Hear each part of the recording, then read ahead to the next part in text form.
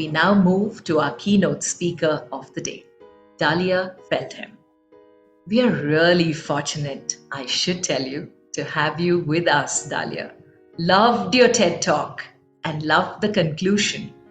And I quote, "To lead like a girl takes courage. And courage is not absence of fear. Face your fear. Bring out your superpowers and then dare. Dare to lead like a girl." Amazing words. Just watching this TED Talk gives you goosebumps to get up and just face the world. Dalia was ex-CMO, TEDx speaker, and keynote speaker and author of the book, an amazing read, I'm sure, Dare to Lead Like a Girl, with a foreword by Sheryl Sandberg. And after listening to her TED Talk, I know this book is a must-read, a must-own. A review on Goodreads website about this book reads, and I quote, "For women and men, this fresh look at leadership helps us all learn to connect to our more feminine leadership traits and lead like a girl." Dare to Lead Like a Girl, How to Survive and Thrive in the Corporate Jungle is a holistic look at how to achieve purpose and joy at work. It's about turning the world of work into a place where empathy, intuition, passion, and resilience take their rightful place, where women can lead like women and men can tap into their more feminine leadership traits and dare to lead more like a girl. Oh my God, I've never been proud to say I am a girl than at this moment. And this book, my friends, can be earned by you. How? Well, stay on. I'll be telling you this in a while. So stay focused as you listen to Dalia Feldheim, who, as a marketing executive for 17 years at Procter & Gamble, and now author of this amazing book, Dare to Lead Like a Girl, led some of the world's most iconic advertising campaigns. Always, #like a girl, 2014 winner of the 14 Cannes Awards and Forbes 2020 10 most influential campaigns of the century, and Whispers Touch the Pickle, 2014 winner of Cannes Sheryl Sandberg Glass Ceiling Award. After P&G, Dalia became CMO Asia at another Fortune 500 company, where she headed a team of 100 people across Asia. A citizen of Israel, hold on, she began her career as a platoon commander in the Israeli Defense Forces. Now, is it surprising? An apt preparation for the intense leadership roles that she's taken on and is amazingly executed, each one of them. An adjunct professor of the science of happiness at the Singapore Management University and founder of Uppiness, an online game to promote well-being at work in partnership with Dr. Tal Ben Shahad and the Happiness Studies Academy. Over to you, Dalia, to lead us through Play It Big with Passion and Purpose. Thank you so much, Rashmi, and it's so great to be here. So I'll start by sharing my screen and take you through what I believe is a great opportunity for all of us. Can you see the screen well, Rashmi? Perfect. Yes, yes. I'd like to start by asking you what it means to you when I say run like a girl. So that was the commercial. That was the question we asked in the commercial we created back in 2014 for our global feminine care business. Now, I can tell you, the commercial immediately became the most viral ad of the year. It had almost 250 million views. You mentioned that a little earlier. It was the first femcare commercial to be featured on the Super Bowl. It had, 14 Cannes Advertising Awards. And as you mentioned, it was voted one of the top 10 influential campaigns of the decade. How many of you remember this ad? It was 6-7 years ago. So for those who don't, let me just show you the beginning of that commercial. Show me what it looks like to run like a girl. My hair.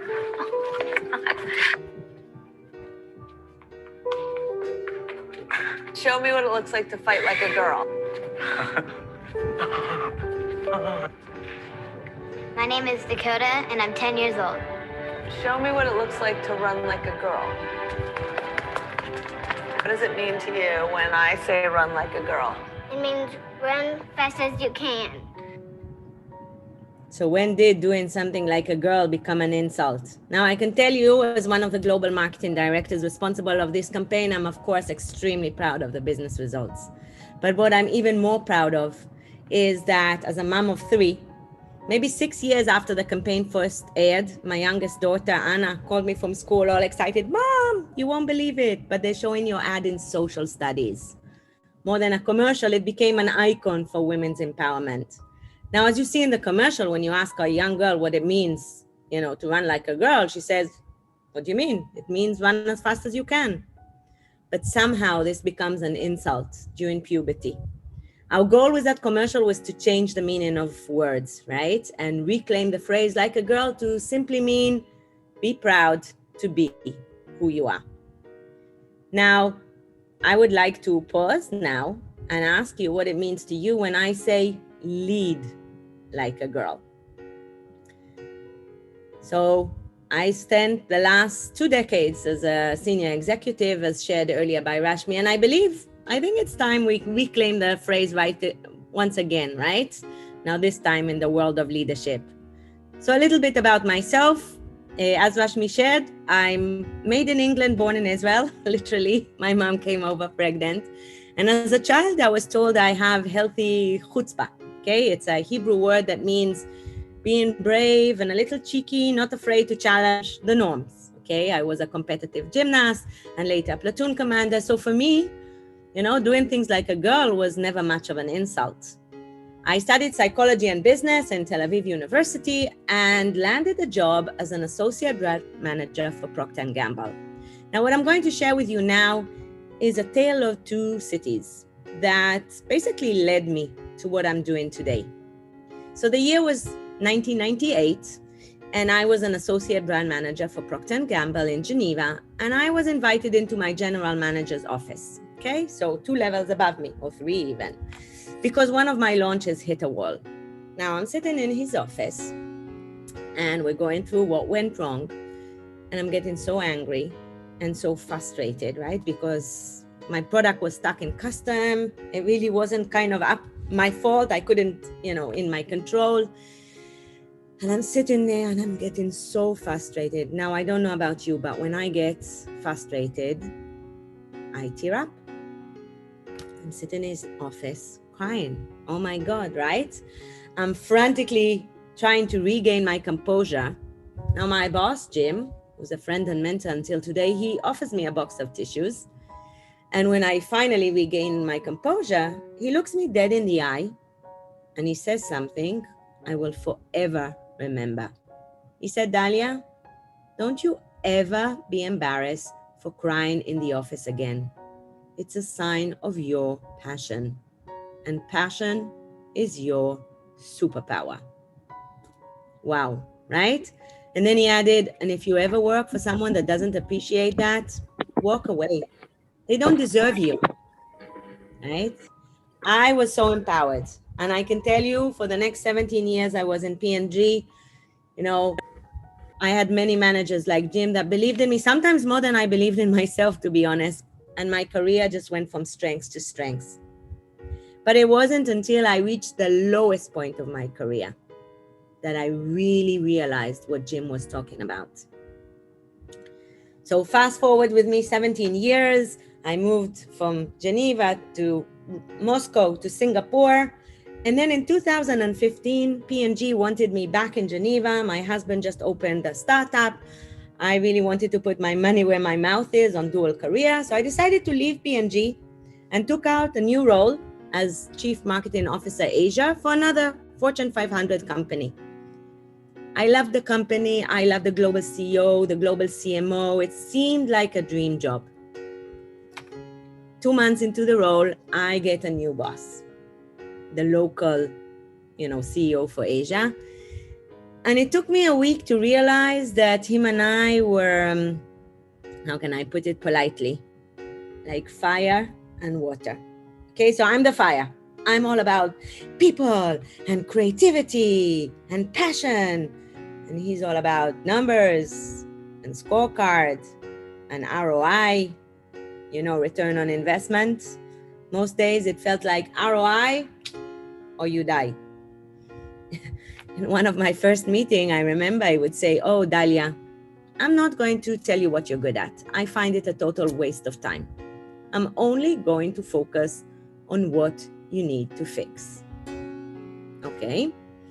And then he added, "Oh, and there's no art in marketing. It's only science. You just didn't get it yet."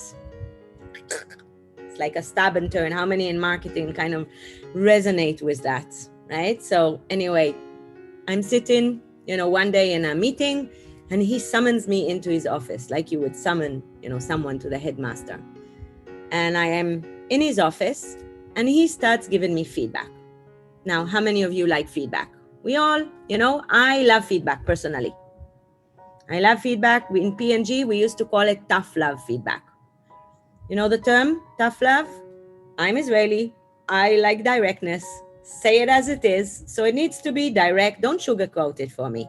It needs to be direct and honest, but a feedback that is given from a position of love, right? Now, that day, there was no love in the room, right? It was only tough, denigrating, humiliating. Whoops. And I am holding it all in, okay? Because now I'm a C-suite woman, one of the only women on his team. But then he starts insulting my team. And I can tell you, I don't know about you, but that's when I became a lioness, because I knew how hard my team worked. And I was growing so angry and so frustrated that a tear appeared in my eye. Now, at this stage, my boss smiled and gave me a box of tissues. And I can tell you, for a moment, I had that warm, fuzzy feeling, remember, in my previous boss, Jim, right? But suddenly, I lifted my eyes and I saw something weird in that smile, almost evil, as he turned around that tissue box. And I couldn't believe my eyes. On the other side of that tissue box was a handmade sticker he prepared in advance, which read, Dalia's tissue box. Now you need to see your faces now on the screen, right? It's like, are you kidding me? That was my reaction. I was like, are you kidding me? This is an HR assault. And at this stage, he kind of leaned back and he said, "Oh, Dalia, stop being so emotional. It's just boy banter. I know you have a sense of humor." Whew. Right? Suddenly, all my strengths were not only appreciated, but they were totally denigrated, right? My passion was too passionate, too good with your people. My creativity, where's your process? I was even considered to be too positive. And slowly, it started getting to me and I lost my mojo. But I shared with you earlier, I wasn't raised to give up, right? I just said to myself, why should I quit? He should. And so I decided to persevere. So first year it was all about, fight. And for me, it was about giving feedback. And I very quickly realized you can't change someone that doesn't want to change. So second year was about flight. I hired a data scientist to give all the data and science that he needed. And I can tell you at the end of that year, we reached the business results, but I felt physically sick. I felt like I left my heart and my art in the doorway. So what happened in year 3, I actually attended a P&G alumni, my old company, and I walked into the room and I heard everyone talking about servant leadership and people first, and I planked myself in the seat and I said, oh my God, Dalia, this is what culture should look like. You've been in a toxic environment. And only when I was able to say those words did I actually realize where I was. And I decided I'm going to leave, but not before I bring back my heart and my art. because I always deliver on my commitment to the global CEO and the global CMO. So he wanted science, and I was determined to bring back my heart and my art. Together with my team, we created a campaign that was extremely data-driven, but also very creative. And when that campaign won an Effie Award for business results and for creativity, I knew I found back my mojo and it was time to move on. I realized that you can't change someone that doesn't want to change. And just like in that commercial, I realized the importance of leading like myself with passion and authenticity, and stop relying on external validation. So let's see the end of that commercial. Keep doing it because it's working. If somebody else says that running like a girl or kicking like a girl or shooting like a girl is something that you shouldn't be doing, that's their problem. Because if you're still scoring and you're still getting to the ball on time and you're still being first, you're doing it right. It doesn't matter what they say. I mean, yes, I kick like a girl and I swim like a girl and I walk like a girl and I wake up in the morning like a girl because I am a girl. And that's not something that I should be ashamed of. So I'm going to do it anyway. That's what they should do. Like a girl also mean win the race. Why can't like a girl also mean win the race? When I decided to leave that assignment after 3 years, I was really in somewhat of a post-traumatic stress disorder. I kept on saying to myself, oh my God, what a waste of human potential. Same person in one company, I was top rated most of my career, all of my career. Yet in the other company, they thought I delivered, but I know I gave them 10% of my ability at best because I was so busy defending myself. So I decided to go and study it and decided to basically pivot from pain to purpose. They say, turn your mess into your message, your pain into your purpose. And I'm sharing this because we all have pain, ladies. We all had pain in our life. And what I do with my clients is find your purpose, understand those pain elements, understand how you can turn that mess into your message. So for me, after 20 years as a corporate leader, I decided to go study. I became an ICF accredited coach. I did my master's in organizational psychology and in INSEAD. And I started studying with Professor Tal Ben-Shahar, the science of positive psychology, which led me to actually teach and become an adjunct professor for the science of happiness at Singapore Management University. And it was actually one of my students, after I did a Find Your Why, he raised a hand and he said, Prof, thank you. I now know what my purpose is. But I know I need to be a corporate slave for a few years, and then I'll do what I love. And that made my hair stand up, right? Because I knew it doesn't need to be that way. And that basically propelled me to do what I do today, which is working with the top companies. You know, I basically took my university course, and today I do a course for managers to leaders in the likes of Microsoft, Netflix, etc. And together with Tal Ben-Shahar, we know the best way to learn is to teach, and the second best way is to play. So we actually created an edutech game that teaches the principles of positive psychology through play. And we have several trainers in India. So if you're interested, you know, that's a great way, pre-Christmas, pre-holiday, etc., to get the team kind of into understanding how to solve their daily challenges using tools from the world of positive psychology. And I'm super excited to share with you that since June 2020, I launched my book. You see it in the background, so it's better than me lifting it. And it has a foreword by Sheryl Sandberg. People ask me, how did you get Sheryl Sandberg? The truth is, I just asked. I just wrote to her. I shared the TED Talk, and she liked it so much, she agreed to write the foreword to the book. And it also has people like Tal Ben-Shahar and Paulman and others. And in the book, I really try to share everything I've learned. So today, mistake, okay? So today I'm going to share with you a little bit of what I've learned and what we can do about it. So first, what I learned is what happened to me is sadly way too common in the business world today. In fact, Gallup showed us that 87% of employees are unhappy in the business world today, believing they work for companies that don't appreciate them as human beings. Even worse, 20% of employees are so unhappy, they're determined to make everyone around them unhappy, right? These are the toxic employees. Now, this costs us. And when I say I do happiness at work, I have CEOs saying, oh, it's too fluffy. I'm like, dude, is $7 trillion fluffy? Because that is the cost of stress-related disease. But the good news is that I know we can turn that around. Actually, in the midst of this leadership and mental health crisis, we know that it's those, that those models, the historical models of command and control simply don't work anymore, right? Especially when we're working remotely. In the midst of this crisis, it's actually those more feminine leadership traits that are more important than ever before.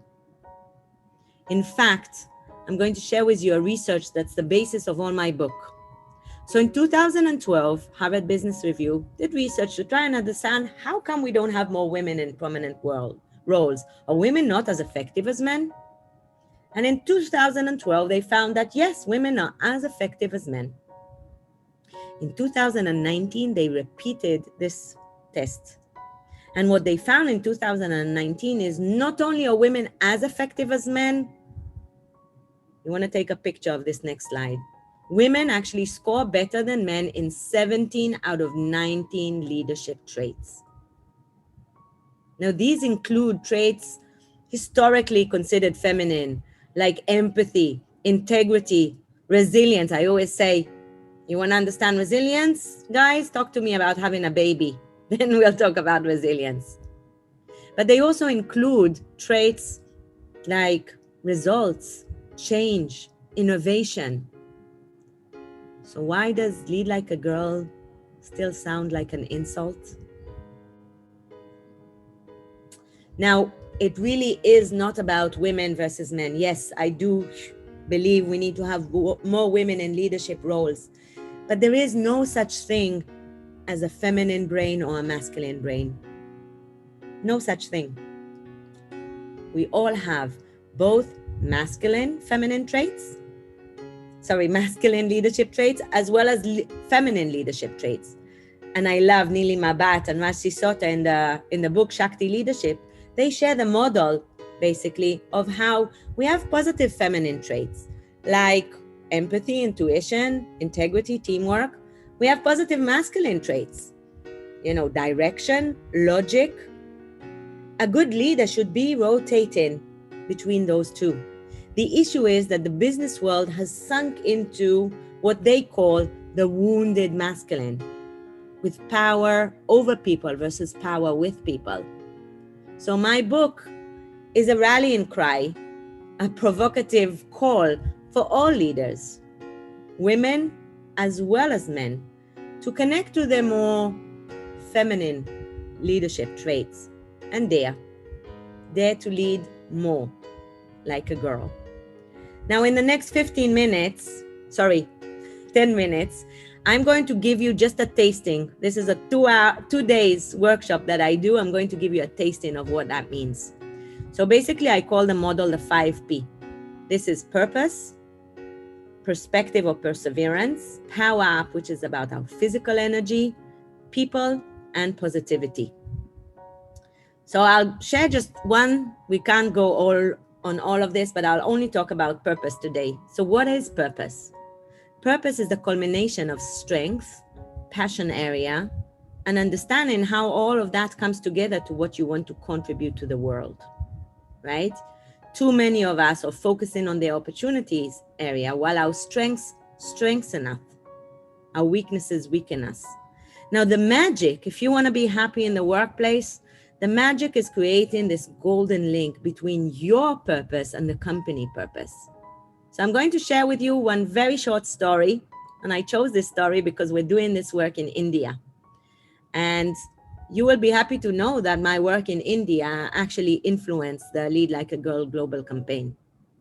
So the year was 2011. I was just appointed as global marketing director. And I was in Mumbai to do in-home visits.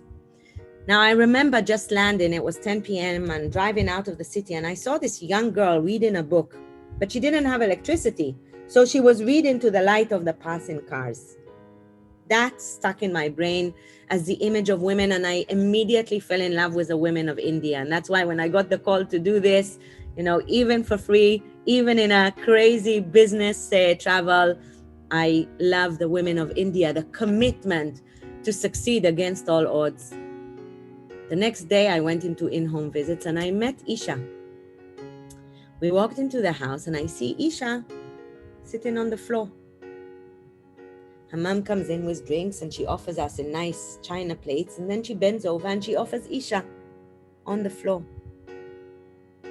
Anyone guesses why?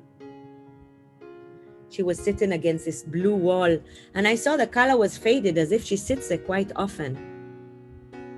Towards the end of the interview, aunts and uncles came in.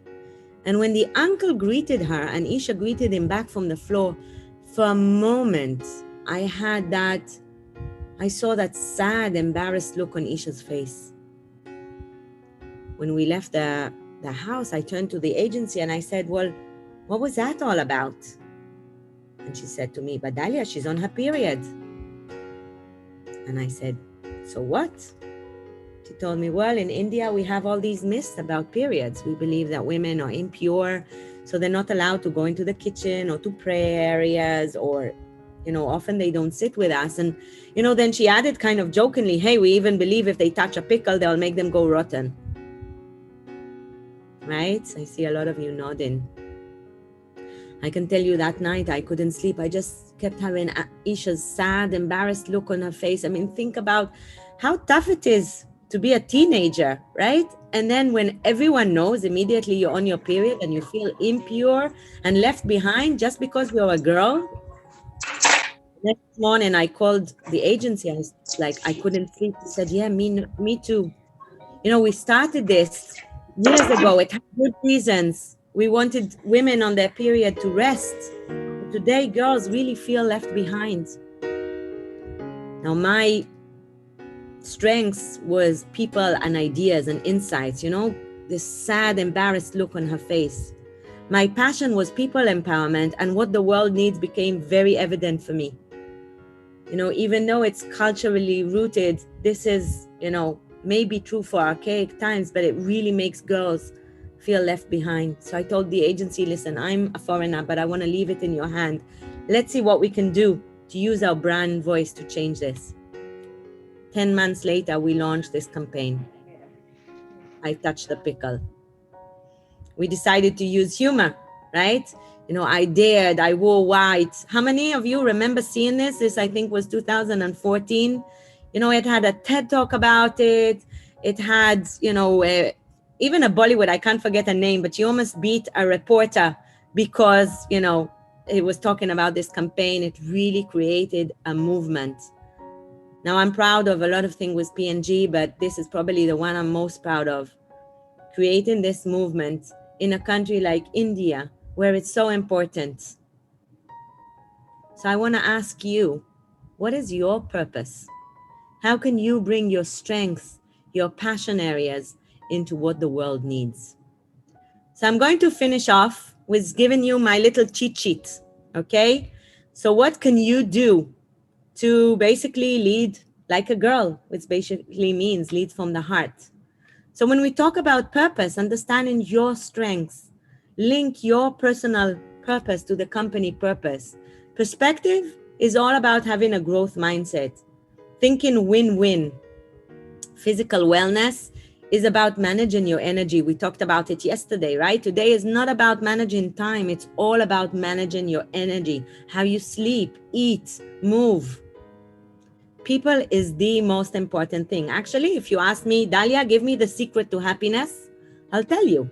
Harvard did 75-year-long research to discover that and found that the secret to happiness is people. Okay? The quality of our life is the quality of our relationship. And lastly, positivity. Positivity is not about being happy all the time. Positivity is about giving ourselves the permission to be human. It's okay not to be okay.